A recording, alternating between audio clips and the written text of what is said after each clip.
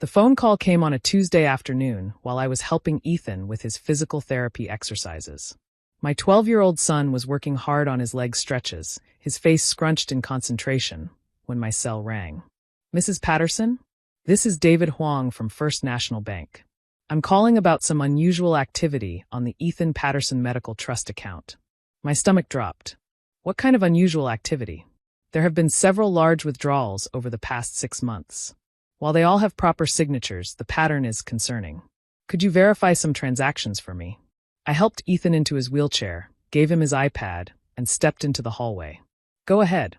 March 15th, $25,000. March 30th, $18,000. April 22nd, $30,000. Stop. My hands were shaking. I didn't authorize any of those. Ma'am, the signatures match your authorized signature card perfectly. But given the frequency and amounts, our fraud department flagged the account. The total withdrawn is approximately $150,000. $150,000.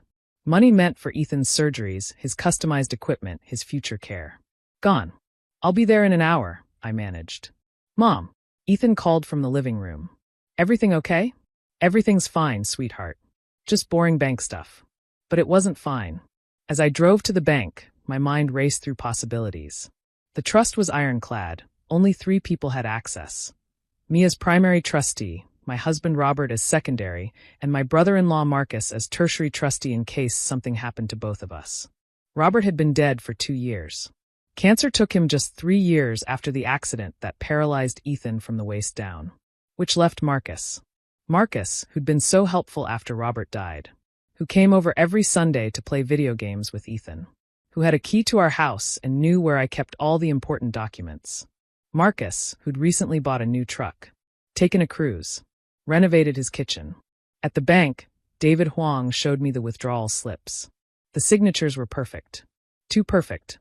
I'd known Marcus was artistic. He'd been forging hall passes since high school. But this was another level. We'll need to file a police report, David said gently. Can I have copies of everything first? And freeze the account. Of course. I left the bank with a folder full of evidence and a heart full of rage. But I didn't drive to the police station.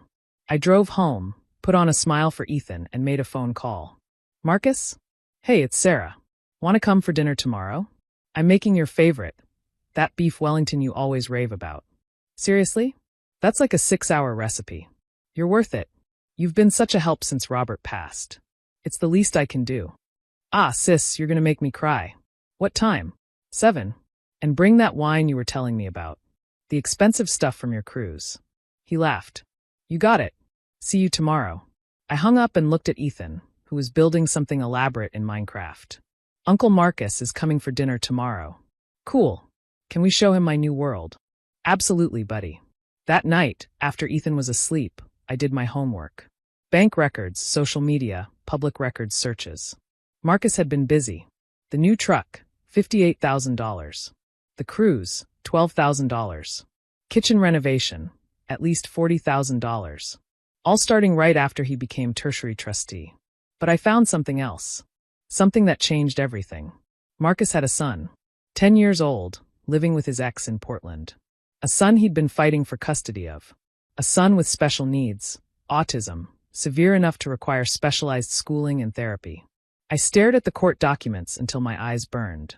Marcus needed money for lawyers, for proving he could provide proper care, for the specialized school that would let him get custody.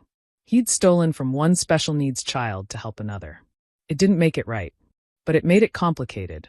The next evening, I went all out. Beef Wellington perfectly golden, roasted vegetables, homemade rolls. The dining room table set with our good china. Ethan chatted excitedly with his uncle about school, therapy, his new coding project. This is incredible, Sarah, Marcus said, cutting into the beef. What's the occasion? Can't I just appreciate my brother-in-law? After that spread? I'm suspicious. But he was smiling, relaxed. We ate, we laughed, Ethan showed off his Minecraft world. Like a normal family dinner. Like Marcus hadn't stolen $150,000 meant for my son's medical care. After Ethan went to bed, I poured Marcus another glass of wine. The expensive wine from his cruise. This really is good, I said, swirling it. Must have been an amazing trip. It was. Needed it, you know? The custody battle has been brutal. How's that going? His face fell. Not great. Lawyer says I need to show more financial stability. Better living situation. Proof I can handle Jaden's needs. Do you know how much those autism schools cost? I can imagine. 30 grand a year. Minimum. Plus therapy, specialized equipment. He trailed off. Sorry. You know all about medical costs. Yes, I said quietly. I do. I stood, walked to the sideboard, and returned with the bank folder. Set it on the table between us. Marcus saw the First National logo and went very still. $150,000, I said conversationally. 6 months. Perfect forgeries. He didn't deny it. Didn't make excuses. Just stared at the folder like it might bite him. Ethan's surgery is scheduled for September, I continued. The one that might give him back some sensation in his legs. Insurance covers part, but we need $60,000. Was going to come from the trust. Sarah. Then there's the new wheelchair. The van modifications.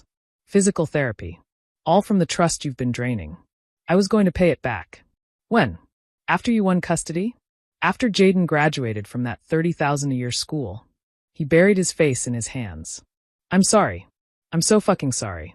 I saw Jaden struggling in public school, getting worse every day, and the lawyer said without proving I could provide better care, I'd never get custody, and the trust was just sitting there. Sitting there? It's my son's medical fund. I know. There's no excuse. I got desperate. You got greedy. No. He looked up, eyes red. Desperate. You don't know what it's like, watching your kid need help you can't afford. Knowing there's a school that could change his life, but might as well be on Mars. Seeing him once a month when he needs you every day. I know exactly what that's like, I said coldly. I watch Ethan need things every single day. Things that money could help with. Money you stole. I'll pay it back. Every penny. I'll sell the truck, take out loans. With what credit? You declared bankruptcy 2 years ago. His face crumpled. You looked me up. I looked up everything. Including your custody case. Including Jaden. Silence stretched between us. Finally, Marcus whispered, Are you going to call the police?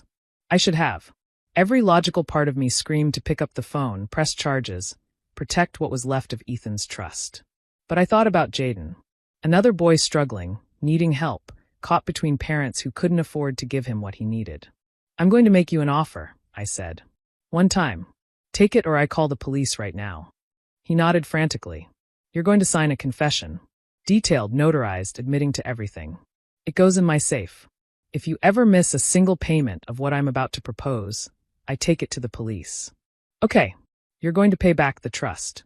$1,000 a month for the next 12.5 years. I don't care if you have to work 3 jobs. I will.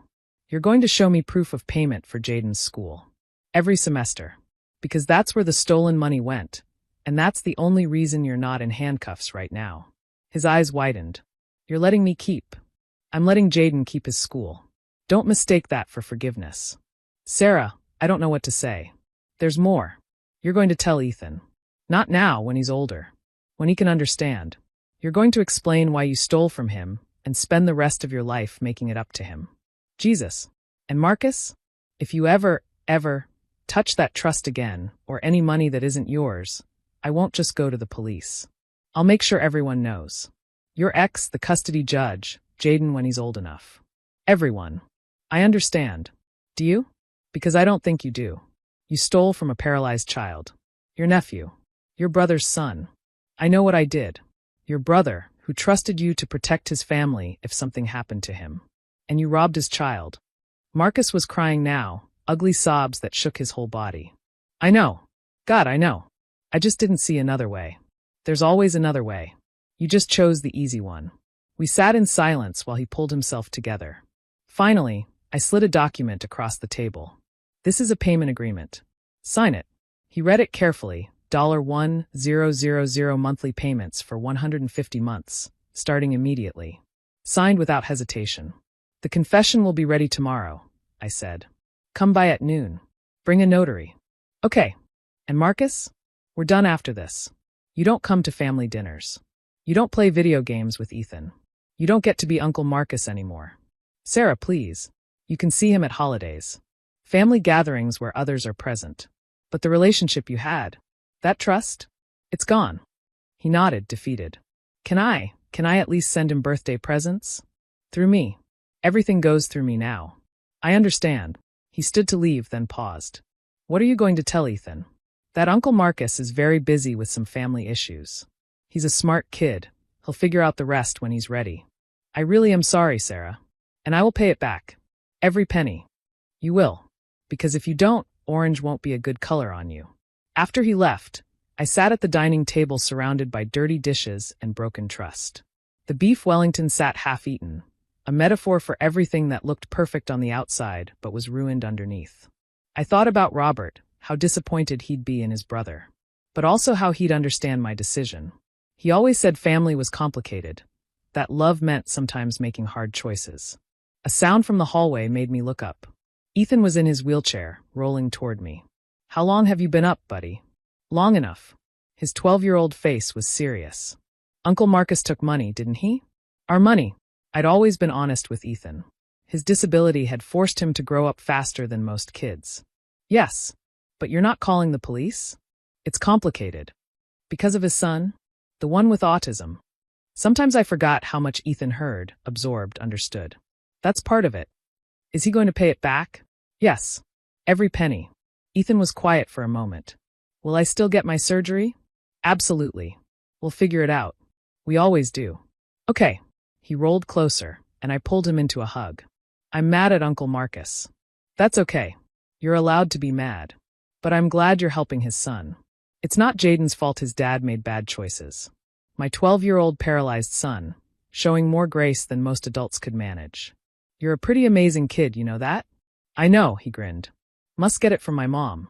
The next day, Marcus came with a notary and signed the confession. His hands shook, but he signed every page. I locked it in the safe Robert had installed, next to our wills and Ethan's medical directives. The first payment came 3 days later. $1,000, exactly as promised. It's been 8 months now, and Marcus hasn't missed a payment. He works construction during the day, drives Uber at night, stocks shelves on weekends.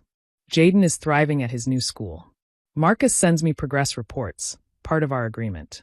The boy who couldn't make eye contact is now raising his hand in class, making friends, learning to navigate the world in ways that work for him. Ethan got his surgery. Insurance covered part, I crowdfunded the rest. The sensation in his legs hasn't returned yet, but the doctors are optimistic. He doesn't ask about Marcus much anymore, though sometimes I catch him looking at old photos. Marcus sent a letter last month. Not to me, to Ethan. I read it first, per our agreement. Ethan, * your mom will give this to you when she thinks you're ready. I hope someday you can forgive me. I made a terrible choice that hurt you, and I'm sorry. I'm working every day to fix what I broke. *. Your cousin Jaden wants to meet you someday. He's learning to code too. Maybe when you're both older, and if your mom says it's okay, you can teach him Minecraft. *. I love you, buddy. Always have, always will.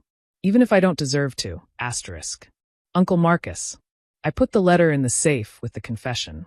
Someday, when Ethan's older, when the payments are complete, when the wound isn't so fresh, maybe I'll give it to him.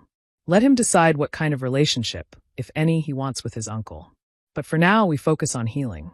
On Ethan's therapy, his coding projects, his incredible resilience. On building a life that doesn't depend on trust funds or family members who honor their obligations. Marcus was right about one thing. Watching your child need help you can't afford is hell. But stealing from another child to provide it? That's not desperation. That's a choice. And choices, as I tell Ethan every day, have consequences. Marcus is living with his $1,000 at a time for the next 11 years and 8 months. And somewhere in Portland, a little boy with autism is getting the help he needs, paid for with money that should have helped another little boy walk again. It's not justice. It's not forgiveness. It's just the messy, complicated reality of family, where sometimes the best you can do is minimize the damage and hope everyone survives. But if Marcus ever forgets what he owes to Ethan, to Robert's memory, to the family trust he broke, I have a confession in my safe that says exactly what kind of man he chose to be. And orange really wouldn't be a good color on him.